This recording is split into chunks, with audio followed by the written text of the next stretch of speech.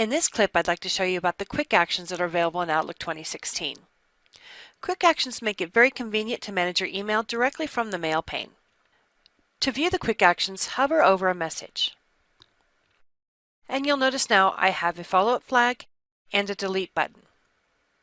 So I want to follow up with this message later. I'm going to go ahead and click the flag button. This has been now flagged as a to-do and will appear in my to-do list.